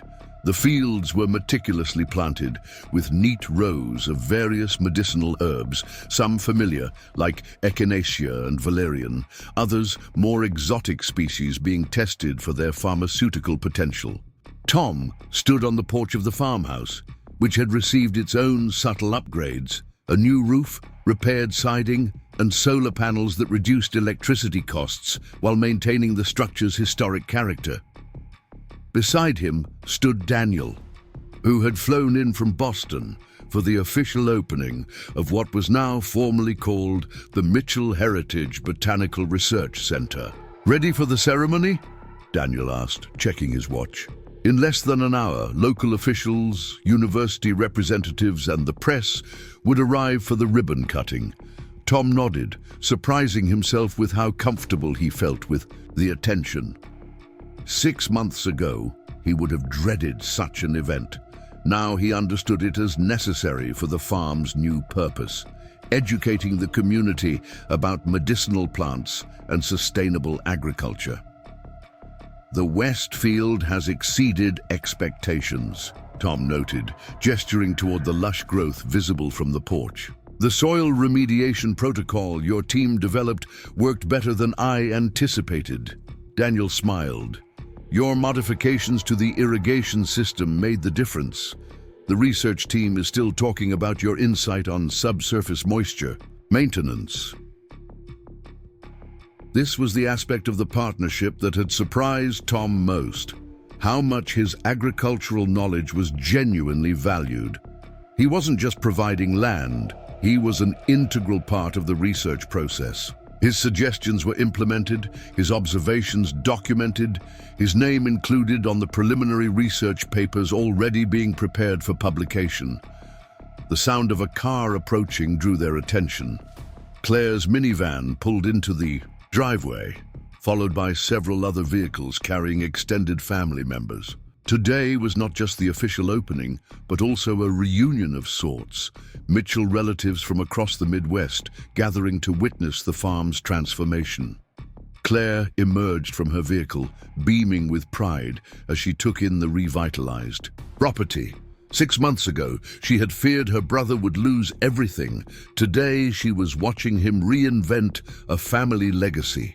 "The cousin caravan is right behind me," she called as she approached the porch. "Uncle Jim drove in from Nebraska this morning. Even great-aunt Edith is coming, and you know she hasn't left Minnesota in 15 years. Tom felt a momentary apprehension. How would the older generations of Mitchells react to the farm's transformation? Would they see it as progress or betrayal? As if reading his thoughts, Claire squeezed his arm reassuringly. "They're coming because they're proud, Tom. Word has spread about what you're doing here." The next hour passed in a whirlwind of arrivals and greetings. Mitchell cousins Tom, hadn't seen in years, explored the property with interest. Claire's husband Mark led informal tours of the new laboratory, explaining the scientific aspects to curious relatives. Buddy, wearing a bandana with the VitalConnect logo for the occasion, supervised the children playing in the yard. When great-aunt Edith finally arrived, an imposing figure despite her 87 years, Tom braced himself for potential criticism. Edith had been close to his grandfather, representing a direct link to the farm's earliest days. "Show me everything," she commanded after brief greetings, leaning on her cane but moving with determination. "I want to see what you've done with Samuel's legacy." Tom led her slowly around the property, explaining the medicinal focus of the new operation, the research partnerships, the sustainable methods. To his surprise, Edith listened with increasing approval. "Your grandfather would be fascinated by all this," she declared finally, surveying the fields of medicinal herbs. "He was always interested in plants that healed. Did you know he kept a special garden of medicinal herbs behind the original barn? Your grandmother used them for tinctures and salves." Tom stopped, startled by this revelation. "I had no idea." Edith nodded, a hint of mischief in her aged eyes. "There's more Mitchell history here than you realized.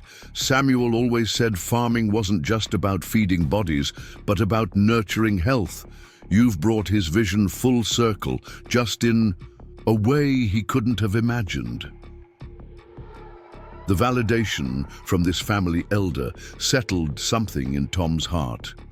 As they made their way back to the gathering, now swelled with local officials and community members arriving for the ceremony, he felt a newfound peace about his decisions. The ribbon cutting itself was brief but meaningful.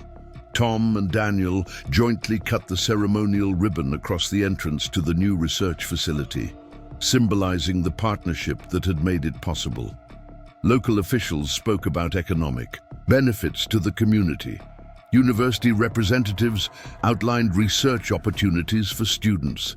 Throughout it all, Tom found himself surprisingly comfortable in the spotlight, articulating his vision for combining traditional farming wisdom with innovative research. As the formal portion of the event concluded and attendees dispersed to tour the facility and enjoy the catered refreshments, Tom found himself momentarily alone on the porch, watching the scene with a sense of wonder. 6 months ago, he had faced bankruptcy and the loss of his family heritage. Today, he stood at the center of a vibrant new chapter in the Mitchell Farm story. "Penny for your thoughts," said a voice beside him. Sophia Reynolds had appeared quietly, offering him a glass of lemonade. "Just trying to absorb it all," Tom admitted, accepting the drink gratefully. "Sometimes I still expect to wake up and find myself back in that storm, everything destroyed." Sophia nodded understandingly. Transformation can be disorienting, even when it's positive. Daniel went through something similar when his grandfather's small botanical supply company evolved into VitalConnect. He worried he was abandoning the original mission by adding technology. "How did he reconcile it?" Tom asked. "By recognizing that the core purpose remained unchanged, helping people heal, even if the methods evolved," Sophia replied. "Just as your core purpose of stewarding. This land continues, even with new crops and approaches." From across the yard, Tom spotted Lily and Noah playing with Buddy and several Mitchell cousins. The children had formed an immediate bond during their monthly visits to the farm, part of the Reynolds family's increased presence in Iowa as the botanical project expanded. "They've taken to farm life better than I expected," Sophia observed, following Tom's gaze to her children, especially Noah. "Daniel says he asks more questions about sustainable agriculture than about his father's tech empire." Tom smiled. "He has a natural instinct for it, noticed patterns in the plant growth last month that even our researchers missed." The sound of Claire calling his name drew Tom's attention. His sister was gesturing urgently, surrounded by local reporters who had requested additional photos of the Mitchell family in front of the historic farmhouse. "Duty calls," Tom said ruefully. Sophia gave him an encouraging smile. "Go be the face of the future of farming. You wear it well." As Tom rejoined his family for photographs, he reflected on how much had changed in 6 months. Not just the farm, but himself. The man who had once resisted any deviation from traditional methods now spoke confidently about innovative botanical research. The farmer who had isolated himself in his struggles now stood at the center of a community effort bridging agriculture, science, and medicine. Later that evening, after the crowds had departed and only family remained, Tom found himself sitting on the porch steps with Daniel, watching the sunset paint the fields in golden light. Claire and Sophia had taken the children into town for ice cream, leaving a moment of rare quiet. "I've been meaning to ask," Daniel said, breaking the companionable silence. "The northern 10 acres, you've kept them completely untouched by our project. Any particular reason?" Tom nodded toward the section in question. A plot that had sustained the worst storm damage but had been left to recover naturally. "That's where I'm going to restart the Heritage Grain Program next spring. On a smaller scale, but with everything I learned before the storm. Some traditions are worth preserving alongside innovation." Daniel smiled appreciatively. "The best of both worlds." "That's the Mitchell way, apparently," Tom replied. Great-Aunt Edith spent an hour telling me about all the times my ancestors adapted to changing conditions while keeping their core principles intact. Turns out, I wasn't breaking tradition by partnering with you. I was honoring it in the deepest sense. Your ancestors would be proud, Daniel said, raising his coffee mug in a small toast, to honoring the past by embracing the future. Tom clinked his mug against Daniel's, and to unexpected storms that sometimes blow in exactly what we need. As darkness settled over Mitchell Farm, the solar-powered lights along the pathways automatically illuminated, casting a gentle glow over the buildings and fields. In that peaceful moment, Tom felt the presence of generations of Mitchells who had worked this land before him, not as judgmental ghosts demanding adherence to outdated methods, but as fellow innovators who had each, in their time, found new ways to honor the legacy they'd inherited. The storm that had threatened to end the Mitchell farming tradition had instead catalyzed its rebirth. By saving the Reynolds family, Tom had inadvertently saved himself, his heritage, and the future of a farm that would now help develop medicines to heal people around the world. Sometimes, Tom reflected as he gazed at his transformed property, the greatest acts of heroism aren't the dramatic rescues during catastrophic storms, but the quiet courage to embrace change when everything familiar has been swept away. And sometimes, the people we rescue end up rescuing us in ways we never could have imagined.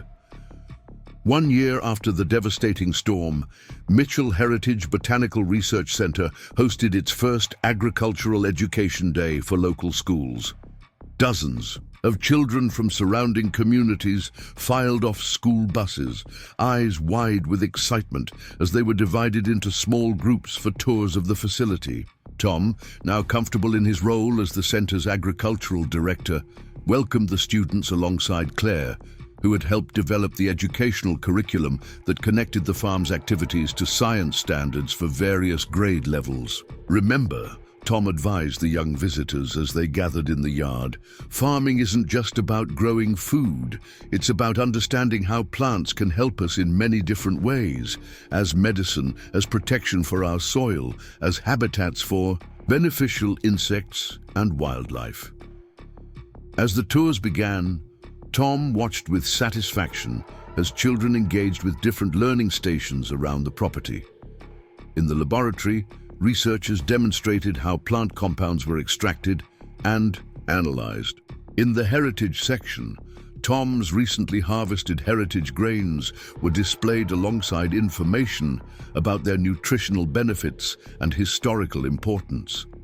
In the medicinal gardens, students learned about plants that Native Americans had used for centuries before modern pharmaceuticals. The most popular station, predictably, featured Buddy, who demonstrated how working dogs helped on farms while children took turns throwing balls for him to retrieve.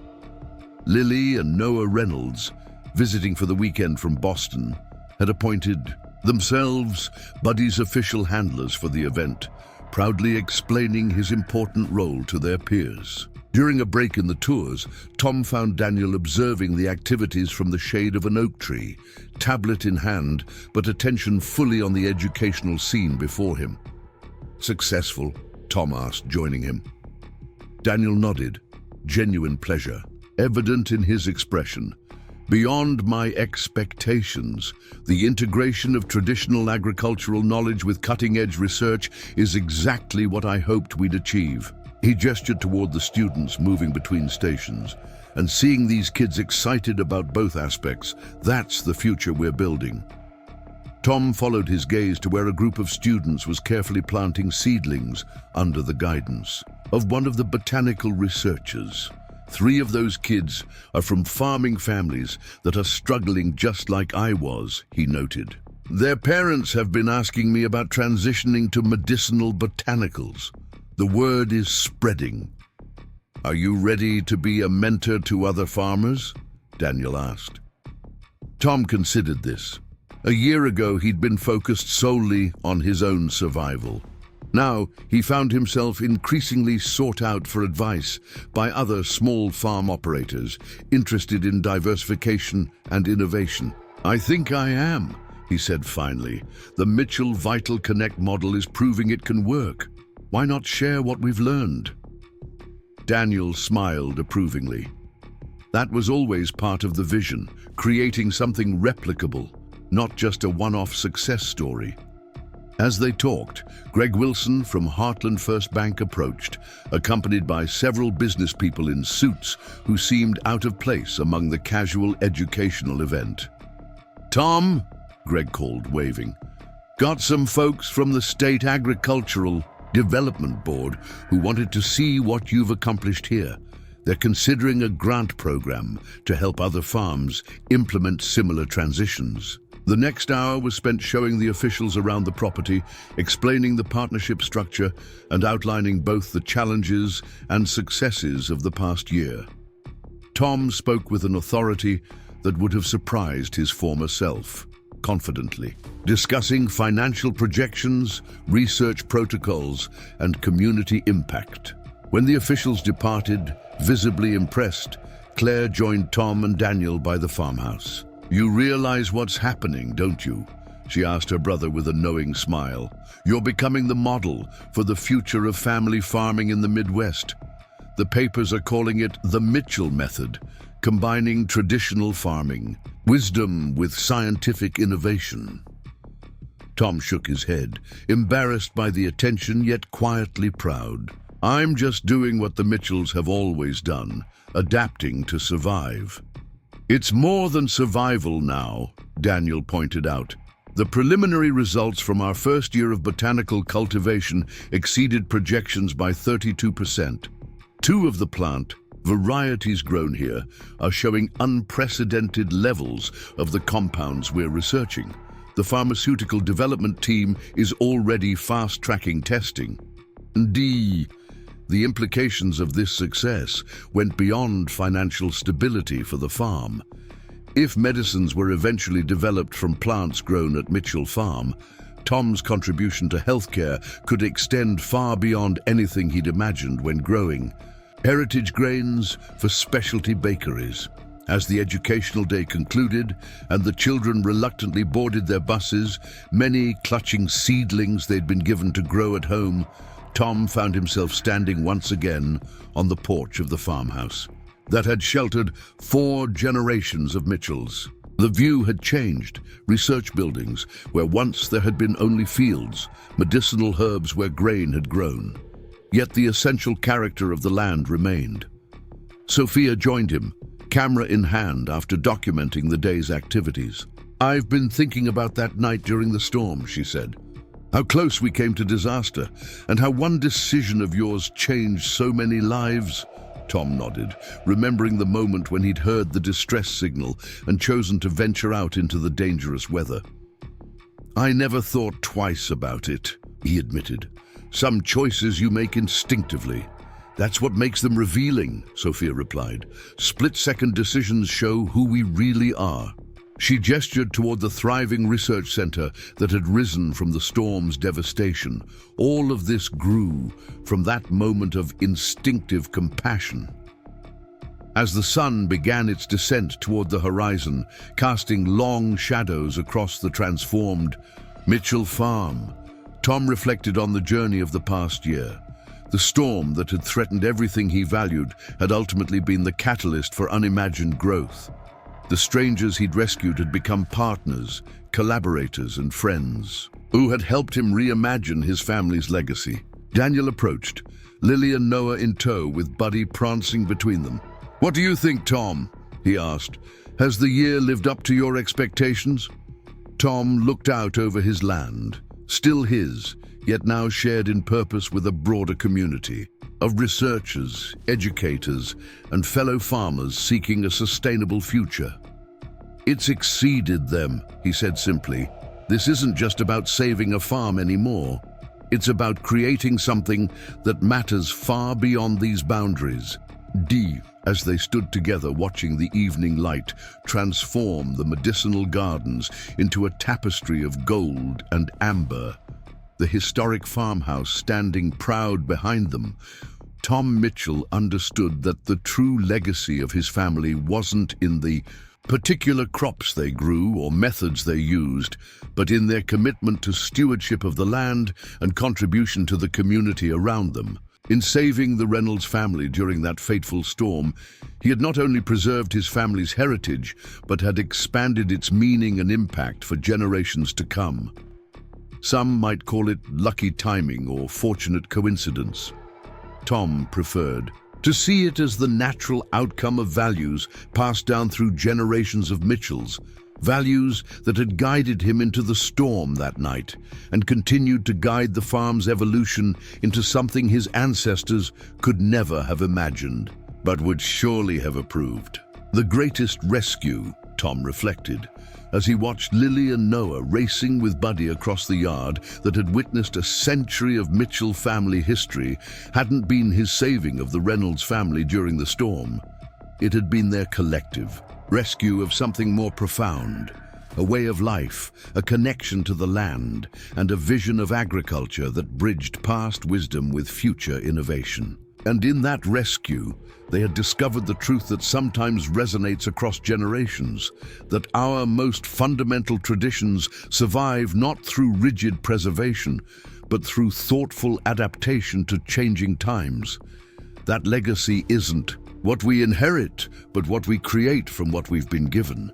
And that sometimes the people whose lives we touch in moments of crisis become the catalyst for our own transformation in ways we never could have foreseen. 3 years after the tornado that almost destroyed Mitchell Farm, Tom stood on the porch of his farmhouse, watching the golden sunset cast long shadows across fields that looked nothing like they had before the storm. Where heritage grains once stood in neat rows, a diverse array of medicinal botanicals now flourished, their careful arrangement a blend of agricultural tradition and scientific innovation. The partnership with VitalConnect had transformed more than just the crops. New buildings dotted the property, a research laboratory, educational facilities, and processing stations where harvested plants were prepared for pharmaceutical development. Yet the historic farmhouse remained unchanged at the heart of it all, a symbol of how tradition and progress could coexist. "Penny for your thoughts?" Daniel Reynolds asked, joining Tom on the porch with 2 steaming mugs of coffee. Tom accepted the offered drink with a nod of thanks. "Just thinking about how different everything is. 3 years ago today, I was facing foreclosure. Now you're running the most innovative agricultural research center in the Midwest." Daniel finished for him. "While still growing your heritage grains on the North Field." That had been Tom's one non-negotiable condition when they formalized their partnership, maintaining a section of the farm dedicated to the traditional crops his family had grown for generations. What had begun as a symbolic gesture had evolved into an unexpected success when the National Seed Preservation Society had recognized Mitchell Farm's Heritage Grain Program for its contribution to agricultural biodiversity. "The board approved the expansion proposal," Daniel said after a comfortable silence. 3 more farms in the county will be joining the Medicinal Botanical Network next spring." Tom nodded with satisfaction. Helping other struggling farms transition to more sustainable and profitable operations had become an unexpected mission over the past year. Each new partnership followed the Mitchell model, preserving ownership and agricultural tradition while incorporating innovative approaches that ensured economic viability. The sound of laughter drew their attention to the yard, where Lily and Noah Reynolds were playing fetch with Buddy. The children, now frequent visitors to Pleasant Valley, had formed a deep attachment to the farm. Noah, in particular, had developed a passionate interest in agricultural science, spending hours alongside Tom, learning both traditional farming methods and cutting-edge botanical research. "Noah's teacher called yesterday," Daniel said, following Tom's gaze. "Apparently his science project on medicinal plant hybridization was suspiciously advanced for a 12-year-old. Tom chuckled. Tell her to blame Dr. Martinez in the lab. He's been giving Noah graduate-level reading materials since he noticed the boy's interest in plant genetics. The easy conversation between them reflected how their relationship had evolved from business partners to genuine friends. The Reynolds family now owned the property adjoining Mitchell Farm, splitting their time between Boston and Pleasant Valley as VitalConnect expanded its Midwest operations. Beyond the personal connections, the partnership had revitalized the entire community. The research center employed 15 local residents full-time. The educational program Tom's sister, Claire, directed brought school groups and agricultural students to the farm regularly. 3 restaurants in Riverdale now featured Mitchell Farm heritage grains in their artisanal bread and brewing programs. "You know what still amazes me?" Daniel said, breaking the comfortable silence. "How one split-second decision during a crisis can change everything. If you hadn't come looking for us during that storm. If you hadn't been on that flooded road in the first place," Tom countered. "Life's funny that way." That evening, as the extended Mitchell and Reynolds families gathered for their now traditional Sunday dinner, Tom looked around the table at faces that had become dear to him. Claire and her husband Mark deep in conversation with Sophia about the community garden project. Noah eagerly explaining his latest plant experiment to Great-Aunt Edith, who listened with surprisingly technical questions. Lily teaching Buddy yet another improbable trick, while the younger children watched in delight. 3 years ago, Tom had been isolated in his struggles, pushing away help and connection in his determination to save the farm alone. The storm that had threatened everything he valued had ultimately delivered what he truly needed. Not just financial salvation, but family, purpose, and a broader vision of what his heritage could become. When Tom had waded into floodwaters to rescue strangers during the worst storm in Pleasant Valley's history, he couldn't have known he was setting in motion events that would not only save his family farm, but transform it into something neither he nor his ancestors could have imagined. The humble farmer who had once focused solely on survival now stood at the center of an agricultural innovation movement that honored heritage while embracing change. Sometimes, Tom reflected as he raised his glass in a toast to both families now inextricably linked. The people we rescue end up rescuing us in ways we never could have foreseen. Up next, you've got 2 more standout stories right on your screen. If this one hit the mark, you won't want to pass these up. Just click and check them out.